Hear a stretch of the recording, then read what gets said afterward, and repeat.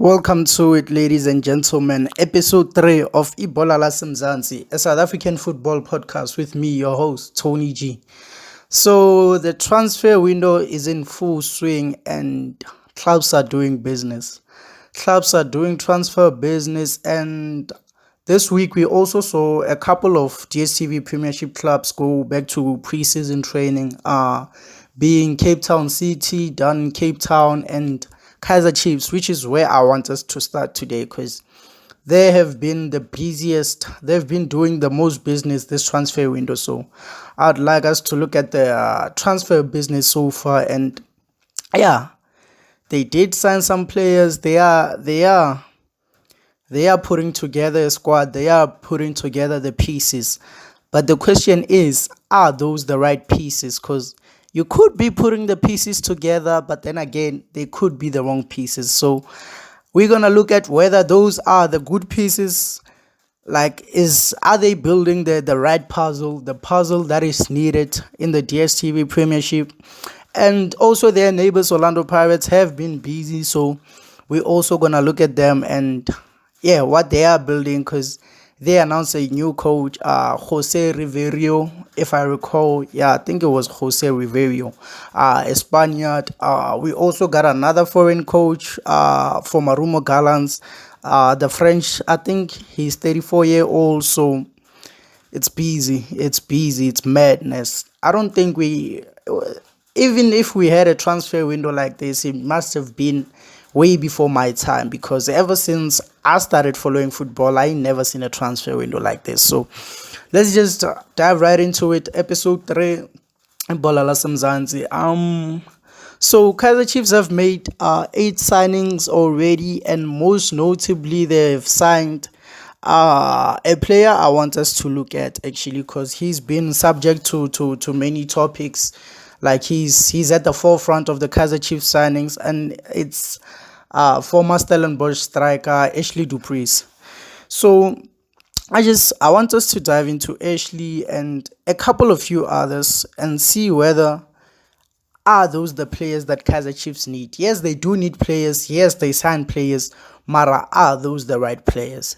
So Ashley scored 9 goals and had 2 assists last season. And he didn't score any penalties. Like, he scored 9 goals, 9 open play goals, and he had 2 assists. He was 5th on the DStv Premiership top goal scorers. He was 5th. And he's a good player, actually. Like, he has good movement off the ball. He's mobile. Like, he runs off the ball. Like, he works, and like he has good footwork, because the ball doesn't get stuck in between his feet. Like, he knows how to move the ball. He knows how to move without the ball, and he knows how to move with the ball. So like, he played 29 matches, 23 of which were starts, and he scored. He averaged a goal every 221 minutes, which is equivalent to 2.5 matches, which means he scored a goal in 2.5 matches. Every 2.5 matches, every 221 minutes, he scores a goal. Every 221 minutes, he scores a goal. And he has a 0.3 goals per game ratio, which puts him 4th in the department of the top 5 top goal scorers in the DStv Premiership. So when it comes to goals per game, he's also 4th. He's 4th. Only behind Peter Shalulile, Victor Letsoalo, and Eva Nga. So he has he scores 0.3 goals per game, and he scored 3 goals against the current top 4 in 8 matches. He scored 3 goals against the top 4 in 8 matches. The top 4 being Mamelodi Sundowns, Royal AM, Cape Town City, and Kaizer Chiefs, because I know Kaizer Chiefs were 5th, but we have to put them in the top 4 in this topic, because Stellenbosch are number 4. So he can't play against Stellenbosch because he plays for Stellenbosch. So we had to put Kaizer Chiefs in, and he scored 3 goals, 2 of which they came against Mamelodi Sundowns in the final game of the season, and a game in which Actually, I think it was the second last game of the season. A game in which like Mamelodi Sundowns didn't really have much to play for. So you can say their players weren't really motivated. So take away those two goals, he scored a single goal in 7 matches against the top four, which is alarming. It doesn't really become that much of a big problem. Mara, it's alarming. Scoring one goal in 7 matches against those teams, it's something. So overall, he played 3 seasons in the DStv Premiership ever since Stellenbosch got promoted 3 seasons ago. He played 3 seasons. He in those 3 seasons he played 65 games. He scored 12 goals and assisted 7. So um oh, and he's still 24, so there's much room for improvement. He has minimum of 10 years. Like if he can be consistent and keep going at the rate he's going, he's got a minimum of 10 years. So like to make up the numbers too, because he has the potential to become a very good player. I've seen his matches. Like he's a good player. Actually, he's a good player. Stellies lost a good player and Kaizer Chiefs gained a good player. But will he be enough to carry the Kaizer Chiefs front line? That we don't know. We're just gonna have to wait for the season to kick off, and then we'll see whether uh he's gonna play in a front three or what. Because it's gonna be interesting. Because already in the wingers, you have Keegan Dolly, you have Kama Billiard. So I think a front three should be ideal. You just put in Ashley Preez there in the front three, and it's an ideal front three, and then we'll see how it works. So yeah, for me, he's a good signing, and let's just wait to see what he produces. And the Kaizer Chiefs also confirmed the signing of 26-year-old attacking midfielder from Sikukuna, Yusuf Mat. So Mat he's a Bafana international. He has 10 caps for Bafana. I think it was 10 caps actually. Yeah. He got caps for Bafana, and he's 26. So Yusuf Mat played 57 games in the last 2 seasons for Skukune. In the Glad Africa Championship and the DStv Premiership, because they only came into the DStv Premiership this season by purchasing the status of Highlands Park. So he played 57 games in the last 2 seasons, and in those 57 games, he scored 6 goals and assisted 2. So for an attacking midfielder, it's not a really good record. It's not a good record at all, and it doesn't scream Kaizer Chiefs for me. Like 6 goals and 2 assists in the last 57 games, and you're an attacking midfielder. It doesn't scream Kaizer Chiefs for me. It doesn't. It's alarming. It's alarming. But like on the other side, he has 8 Bafana caps, and the most recent was against you know who, and we all know what happened. So like looking at him in further retrospection, he has created 2,487 chances in those 57 games, which is actually which is good. So I think the him not having enough assists could be down to who is in front of him actually, because he might be giving them the chances, they might be missing, he might be giving them the chances, they're wasting the chances. So I think it's really harsh to judge him on goals and assists only. So which is why I wanted to look at things like chances. And so he created 2,487 chances, which is actually really decent, which is better than most Kaizer Chiefs players who were playing there before him, or who are currently playing before him. So we'll see what he can do.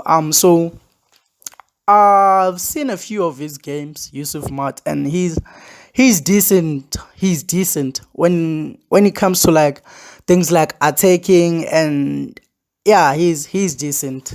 Even though his defending is rather questionable, but his attacking is different. Like he's very technical. He has a very good technique, and he's comfortable on the ball. So he knows what he's doing when he has the ball. So That's assuring. That's assuring. Mara, he's not really physical. He's not a big boy. He doesn't really get into physical duels, aerial duels. He's an he's an on the ground player. Like he likes playing things on the ground, like with the ball. He's not physical, and but he has a good sprint. He has a good sprint. He has decent pace. I've seen him chasing the ball a few times. So like he has decent pace. His dribbling is alright. It's not amazing. It's not bad. It's just okay.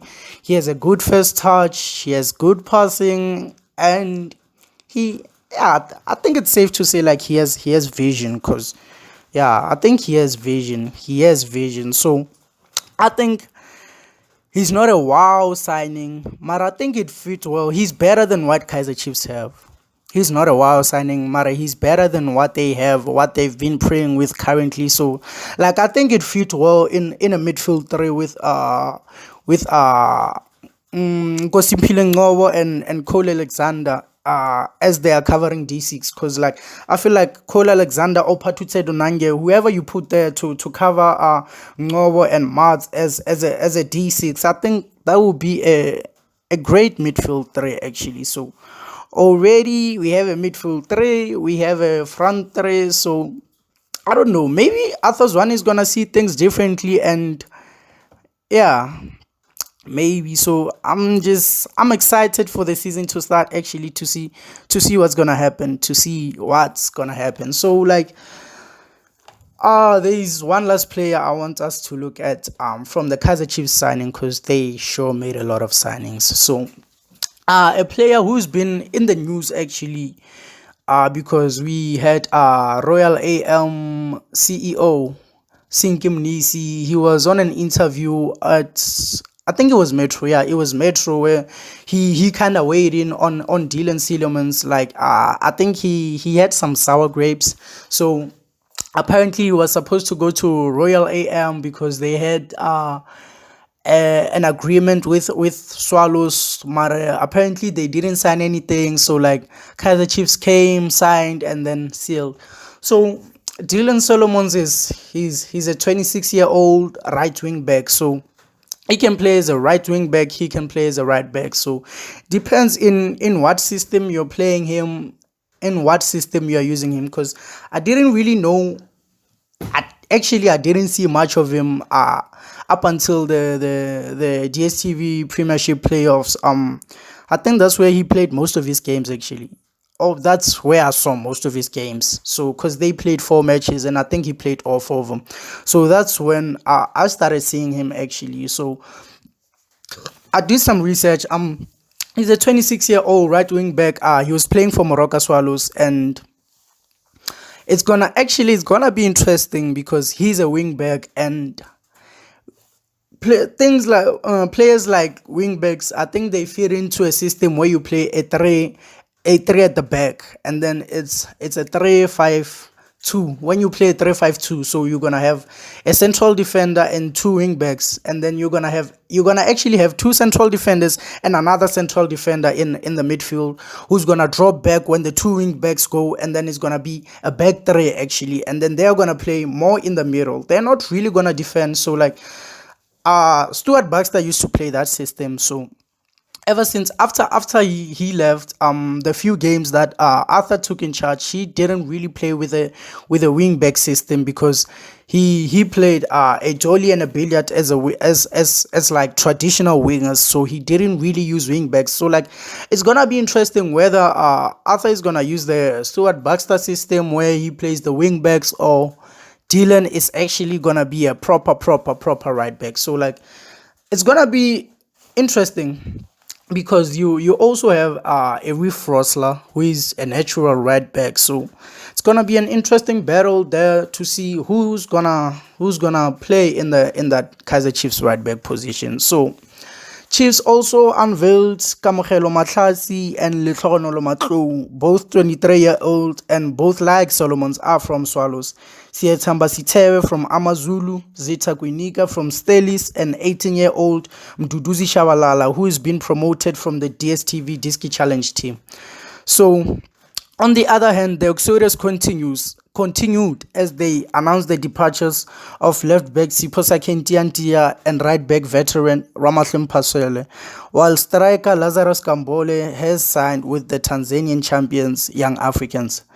So yeah, that's it. It's been a busy transfer window at Naturena so far, and it seems like they're not done yet, and we all there for it. So we'll just have to wait and see. So now, moving to the other side of Soweto, where we find the Buccaneers, Ezimnyama Genkane, Orlando Pirates. This, I'm actually gonna talk about their coach next in the next episode. So I'm not gonna talk about their coach because they announced a new coach. He's French. He's Jose Ribeiro. So I'm gonna talk about him in the next episode. So like in this episode, I wanna focus on the signings that they've done. They have announced first, let's look at the departures first, because they've announced the departures of Kwandam Gonyama, Abel Mabaso, Justice Chavalala, Ilan Sitole, Wayne Sandilands, and holding midfielder Tabang Monare, and most recently Linda Mtambo. So there's also a cleaning up, and hey, actually, Soweto teams are cleaning up their business. They cleaning up their squad, they cleaning up everything, and it's actually a good thing because we need those teams to be competitive for the league to be in a good place, for Sundowns to get a challenge, and yeah, all of that. So Pirates have signed last season's third top goal scorer from Chippa United, 29-year-old Bienvenu Eva Nga. So this is actually an interesting signing because Pirates currently have I think it's six. They have six strikers. They have six players who we can classify as strikers. They have Buitumelo Radiopane, they have Zakele Lepasa, they have Chirufato Mabasa, who there is talk that he might go to Sikukune on loan.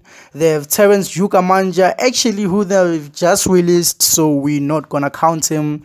And they also have Kwame Pepra, who actually played well at the end of last season. So like I feel like Pepra was one of their best players at the end of last season.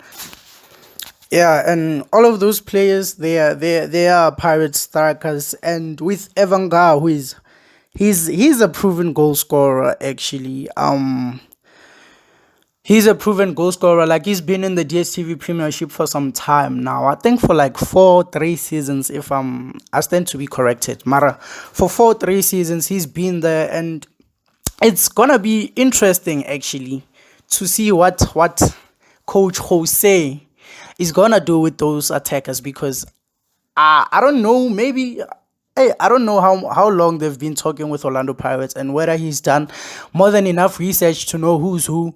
But he's gonna have a good headache, and I'm sure he's gonna have some suggestions from the club to say that this player is good. Play with, you can at least try and play this one or think of this one. Plus, they've also brought in Evidence Makgopa, so it's actually gonna be interesting who's gonna be leading the Orlando Pirates front line. Whether it's gonna be one striker or it's gonna be a front two, I guess we'll find out next season. So actually, it's gonna be interesting. So Eva Nga, I've seen him. I've seen not a lot, Mara. I've seen enough of Eva Nga to know that he's actually a very good player. He was not a very, like, he's a good player, but not a very good player.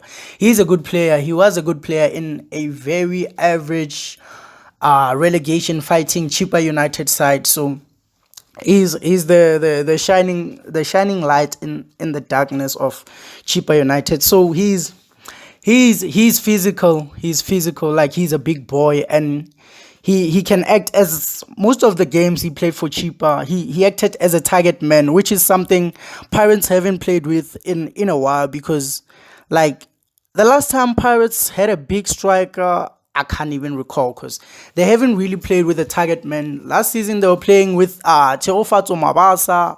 Last of last season, it was Gabadinho Mango. Even the time Micho was there, they didn't really play with a target man. So it's gonna be interesting whether they're gonna be changing their approach, because also even Evidence Makgopa is a big boy, like he's a tall figure, so he's good in the air. So like he's also some sort of a target man. So whether Pirates are gonna change their system and play with a target man, or whether like maybe that's the whole thinking around the coach Jose appointment, because everybody was just appointing Mandla Ncigazi to at least like steer the ship, because he got them to the Confederation Cup final. So maybe that's how Coach Jose plays. Maybe he told them that okay, I play with this type of players, and Pirates were like, oh, okay, so let's get him this players so that when he comes in he can be able to work with this players. Oh, maybe I'm wrong, maybe those are not the players that the coach wants. So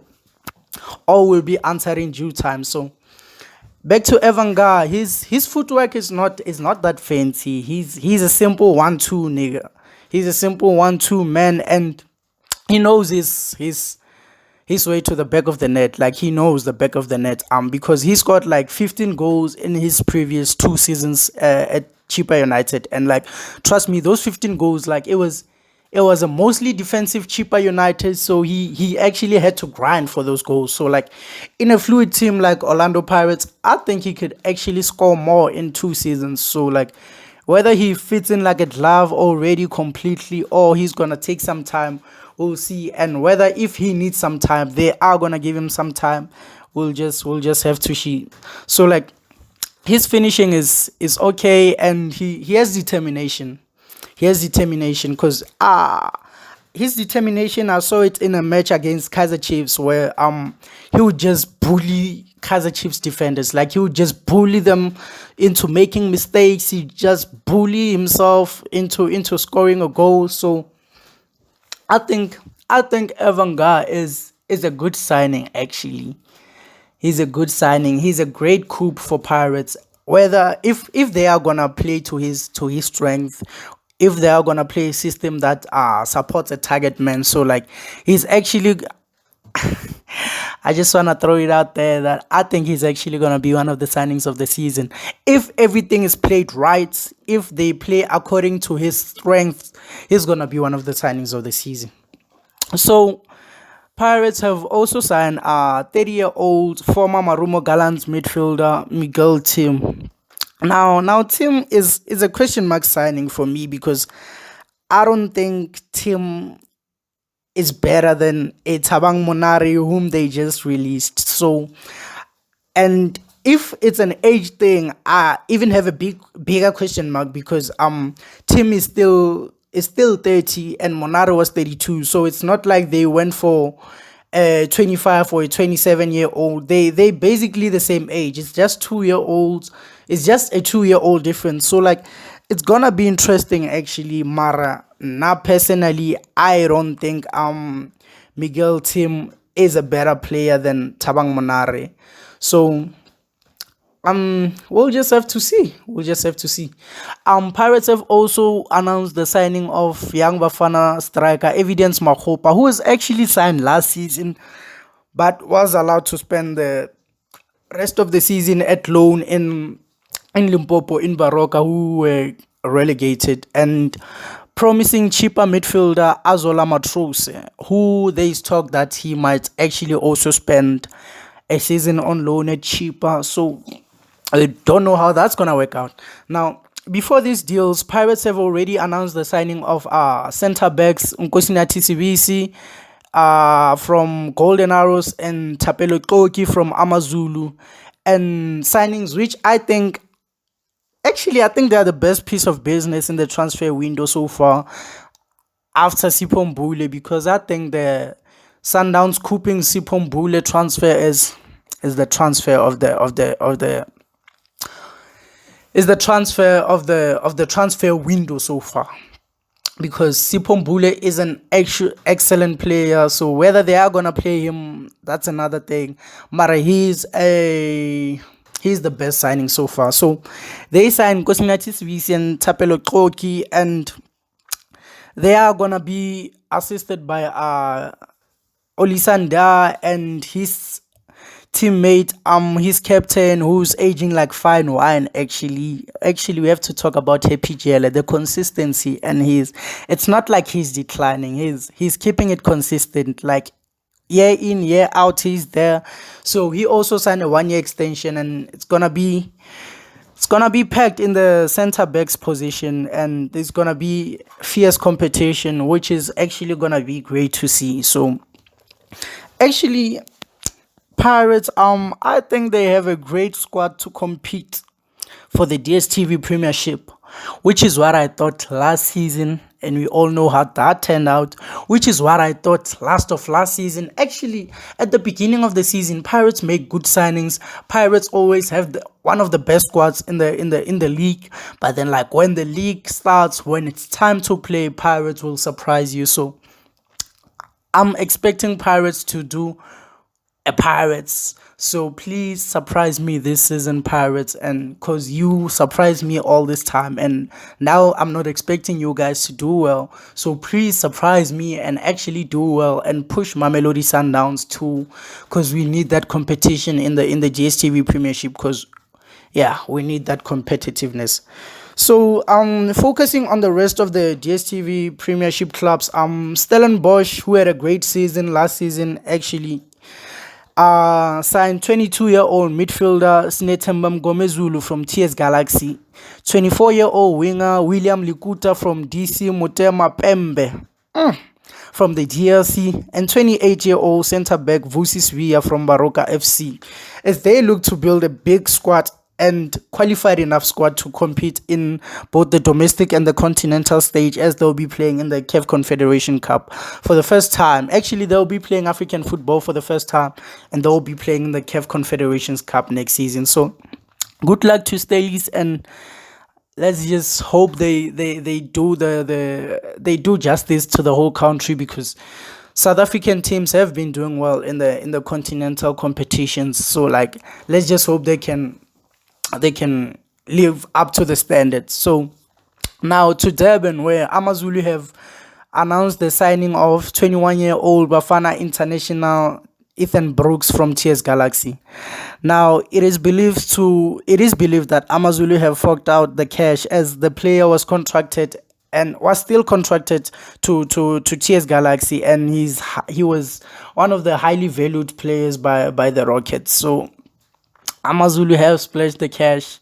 They also doing some rebuild, so it's gonna be interesting. It's gonna be interesting. So that's all I wanted to talk about for this episode. There's still more to talk about, because ever since our last episode, we saw Pitso Musimani parting ways with Al Ali. Coach Dan Malisela fired at Marumo Gallants, and apparently he says he didn't know that he was fired. He heard from his neighbor. Like, where's the professionalism? Where's the transparency? The thing I was saying about the DStv Premiership clubs, like, they just don't care. There's no transparency. Everything our football is a mess, but our admin is an even bigger mess. Like the admin in the DStv Premiership, in the PSL, it's a mess. In SAFA, our South African football admin is a mess. So we also saw John Maduka part ways with Royal AM. We still don't know what happened, because there's no transparency. Royal AM CEO was invited to Metro FM, so we're told to tune into the interview, because apparently there was gonna be clarity on what happened, and there's still no clarity on what happened. So this thing of not having transparency in the PSL is actually, it's enough. I've had enough of it. I've had enough. Like, there are so many secrets. There's no transparency. It's a mess and it sucks. I've had enough. Like, if I wasn't South African, I was gonna quit the DStv Premiership. But then, like, local is like, we gotta support our own. So thank you so much for listening to episode 3. This has been Ibola Simzansi, a South African football podcast. This episode is probably gonna be out on Tuesday, the 28th of June. So If you've listened up to this far, thank you so much for your support. And please remember to, if you're on Spotify, follow. If you're on YouTube, like, subscribe.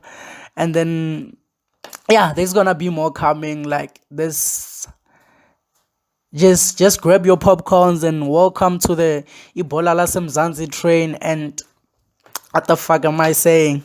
I'm out. Peace out. Thank you.